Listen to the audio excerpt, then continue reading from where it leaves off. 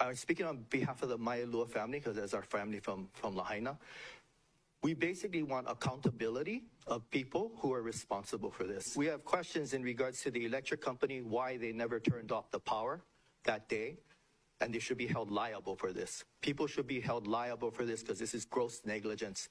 This should be standard operating procedure that power should have been turned off. The police, why did the police block people from coming and exiting? They had lines of people lined on Front Street, and people's lives have been lost because of that. Police was blocking the road over there by Chart House, and that the lines was not down from Wahikuli yet. Was it the only place, Kelawea, Mauka, where Halemaha'olu burnt down?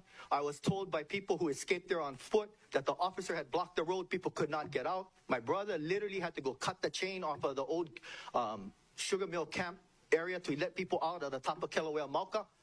And that's how people got out, because the roads were all blocked. Hundreds of people were backed up there with people in their cars, and a lot of people lost their lives, from what I understand.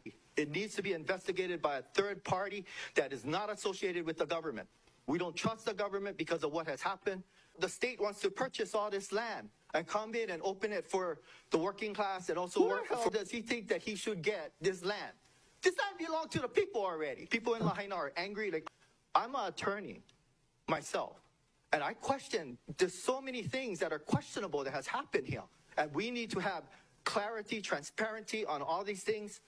We were blocked out from coming back into Lahaina. I was blocked out several days. I could not come in. It was chaos. People was rioting at the stops. People told us it was fires, but my cousins told me it actually was riots going on over there, right? With the police officers, families wanting to get in. It was mad craziness in the beginning. Now it's all kind of settled down. We're wondering what's on those documents for FEMA. I don't know what's on the documents myself. I haven't seen any documents. I don't even know. And we're afraid to sign documents because right after that, the governor says, oh, I'm going to take the land. The government is liable for this, grossly negligent, at least if not criminally negligent. And they should clean up all that land, restore that land to the people who own that, because they failed here. They failed. The government failed. Okay. And then the last point is this. The water and the issue with that water, why all that water wasn't coming down that mountain. From what I understand, they had to go ask the Kalo farmers up the mountain about that. When emergency, there's no excuse that the water didn't come down that mountain. And they shouldn't have to say that they had to the point where it destroyed all of Lahaina. That's the other side of it. Because we're hearing half of Lahaina that agrees with this stuff, and the other half, now we speaking up because our families are suffering from it. I also live off the land. I'm on land that has water coming down that valley, and I'm off the grid.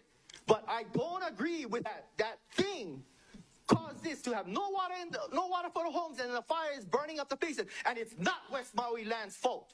Okay, you raise very good questions, but we have other testifiers as well. Thank you. And we want accountability. We want accountability. Lahaina wants accountability. And for expressing their rage. That's what I'm talking about.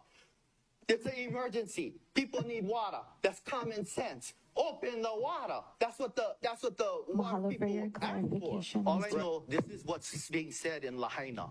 We want accountability. You understand? I don't want lies from either side. We want the truth. That's all we're asking for. But we still don't trust the government, because I don't want lies either.